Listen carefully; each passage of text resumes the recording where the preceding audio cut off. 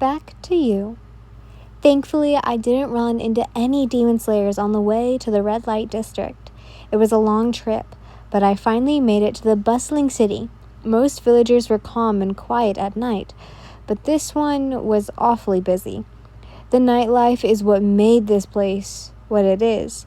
That meant I had to keep my head low and not attract any attention from the people around me, considering I didn't look very human. I simply kept my hood over my head and made my way through the busy streets. Men pulled at my clothes, trying to entangle me in their arms, too drunk to realize what I was. But I only continued to walk, and I hoped I wouldn't get into a situation I couldn't get out of. I walked into an alleyway, which seemed to be less trafficked.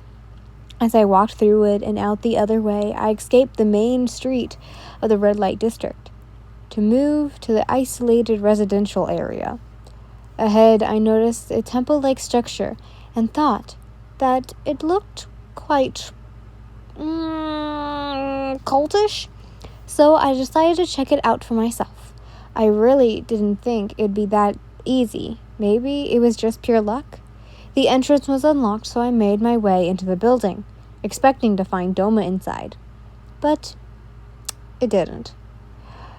I simply saw a large open area along with some sort of elevated altar adorned with lavish beanbags and pillows, and beautiful drapes that lined the walls. No windows, huh? I thought to myself as I took a few steps into the room. This has to be it. The building was extremely silent, so when I heard footsteps coming towards me from the hallway, I simply tensed up, expecting it to be the tall, charming demon I sought for. And yet, it was merely a human. He was bald and wearing a plain uniform. "Welcome to the Ethereal Paradise Cult. How may I be of your service?" he said immediately. Okay. He looked dead into my mismatched eyes, not stopping to second guess whether I was a threat or not. I slightly stiffened from where I stood, not knowing what to say. Yes, I was looking for Douma, but this entire experience was incredibly strange. Would he even take me to Douma if I asked? Thank you, I said in a whisper. "I'm here to visit Douma." His eyes shot open, and he fell to his knees, kneeling to me. "You are one of our gracious founders was awaiting. It is an honor." I was mortified, completely taken aback. "What did he say?" I began to explain that he really didn't have to kneel before me, that I was not no one special. But he persisted. Please, sir, please get up." I begged him. He was still down there, and it was making me extremely embarrassed. But after some while, he finally stood up and gave me a warm smile. "Please, follow me." He led me through a hallway with, I'm going to butcher this word, but synthecaceous ornaments adorning the walls, and Douma definitely had good taste. While we walked through the halls, there was another worker mopping the floors of the hallway. As I got closer, he bowed, and once again making me feel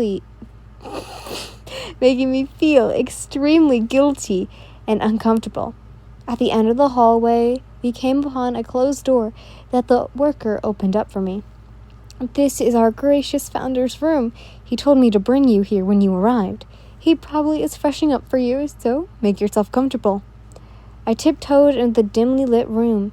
It was simply decorated, yet there was still very elegant. I didn't expect much less. The worker closed the door, leaving me alone in Douma's room, without any sign of the mysterious demon. Oh God. Sorry, I'm reading a bit further.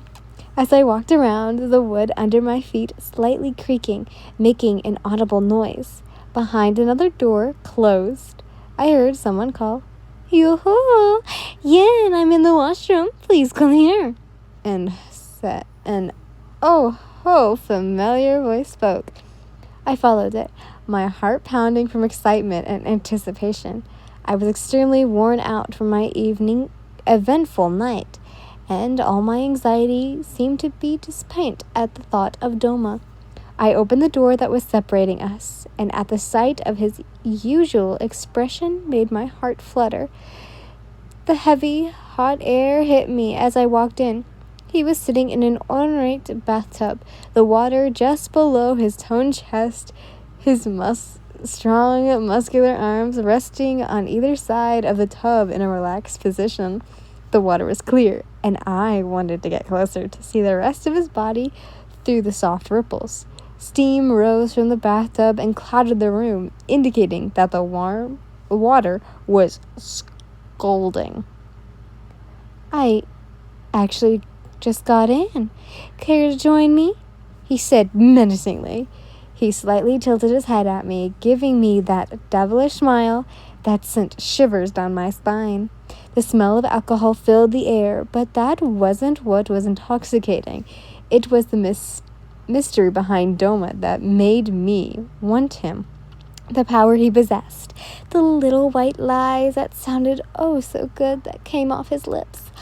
My feelings were spiraling out of control. Allowing myself to fall for him was probably the worst thing I could have ever done, but it's nothing he needed to be aware of.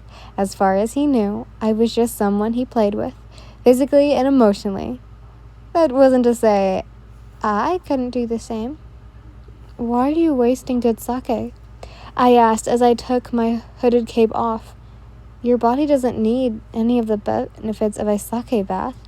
It's just for fun, sweetie. Old habits die hard, he retorted with a cheerful smile, and I couldn't help but blink. Now, don't keep me waiting. The water will get cold.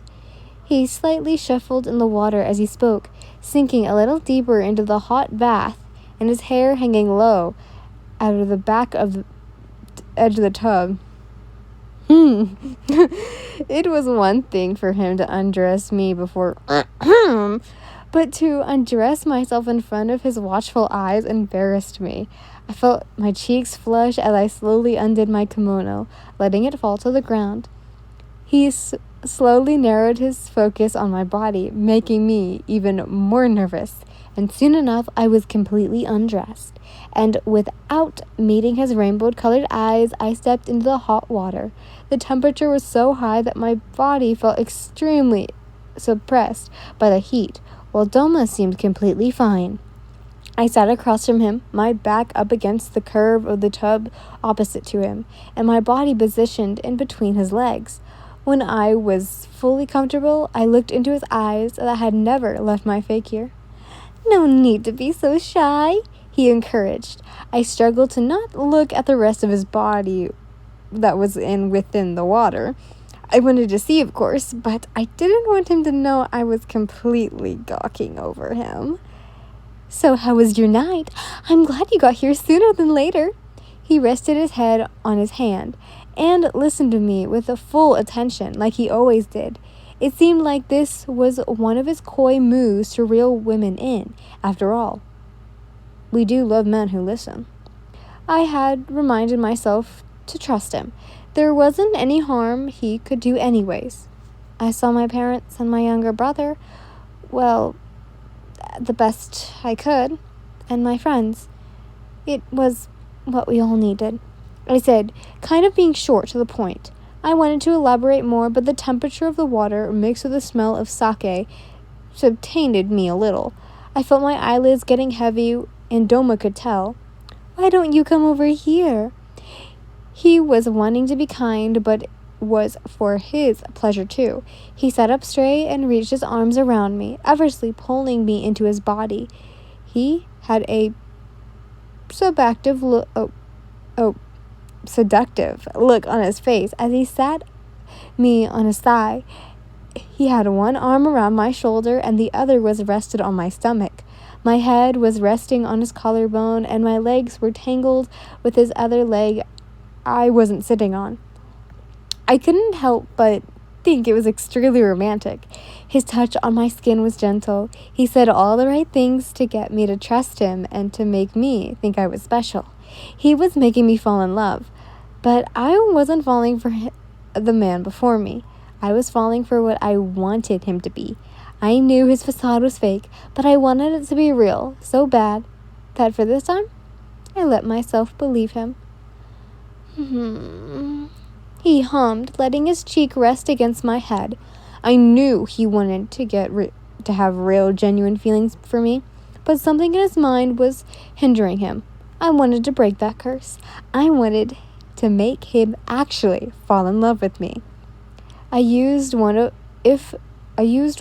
of my fingers to slowly trace the outline of his collarbone, watching the beads of water drip down from his chest. I looked up at him, losing myself in his eyes.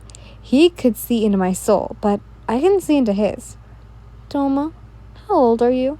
I asked cautiously, breaking the romantic silence. I don't know. Like 90. I stopped counting a while ago.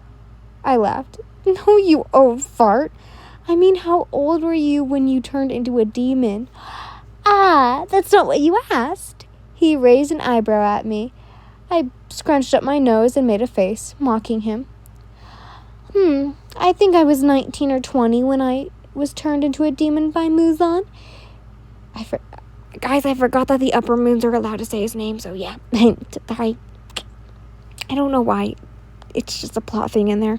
He said if I wanted to be a demon and live forever, it sounded like so much fun to me, so I agreed.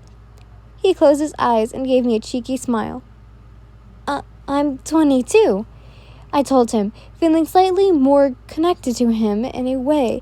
He looked at me with a small smile, and for the first time ever, I sensed a little bit of true emotion. Can I ask you something? I said to him. Sure. He ran his hand down my side, slightly tickling me and giving me goosebumps. What was your family like? Well, my father wasn't loyal to my mother, so she killed him, and then killed herself. Tragic, but it really made the whole place smell awful. And she got blood everywhere. He spoke without a care in the world over something so appalling. My goosebumps got even more prominent from the shocking details, but retelling the story didn't seem to trigger any sort of emotion. Douma, I'm so sorry. I shouldn't have asked. I apologized. No, you're perfectly fine, he reassured. I was viewed as divine from the day I was born because of my eyes. Therefore, I was always listening to people's prayers. That was my job my parents gave to me. So, I didn't have a relationship with either of them. They were like colleagues. Again, he spoke in a nonchalant way, not seeing the obvious problem within the relationship. That's when I realized why he was the way he was. He was emotionally abused. He was starved of basic human emotion that all beings were required to develop properly. Love. Either his brain pushed away all feelings to save him from the trauma, or he simply never learned how to process basic human feelings because he never felt it as a child. Now I genuinely felt bad for him. I wanted to give him the love he never got, but deserved.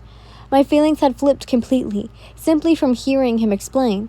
I took the hand that was tracing his collarbone and moved it up to his face, softly caressing it. I was done hiding how I felt for him, truly him. I was hurting him more by doing so. I had assumed that he was this evil person because that's what he wanted to be, but that wasn't the case.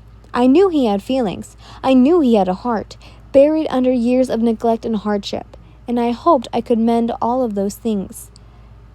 You don't have to feel bad, Ian, he said cheerfully, but I did. I felt sick for what he told me. I wish I had never asked, but it did help me understand him better. You didn't deserve that, I said as I leaned into his face, going in to kiss him before he could say anything else. His grip around my body tightened as our lips met. I wrapped my arms around his neck, getting as close to him as I could. When he kissed me back, I didn't feel as if he was trying to get like every other time. This one was different. This felt real. It felt like real love. For a little while, we continued to kiss passionately, until abruptly, he pulled away and looked deep into my eyes. I could sense how different he felt. He wasn't the same charming yet cocky demon I met weeks before for the first time. He no longer felt empty, nor, maybe was I blind, that he was exactly the same, and I was just imagining him the way I wished he'd be. He opened his mouth to say something, but nothing came out.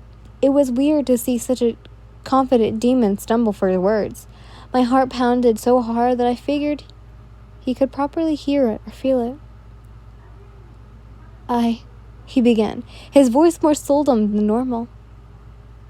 I think I'm falling in love with you. OMG, guys, I'm so sorry for, my little, what do you call it? My mid audio ramble about how the upper moons can say his name. I don't know why, but for plot reasons, if you don't know, in the Demon Slaying fandom, demons are not allowed to say Muzan's name, but apparently the upper moons are allowed to.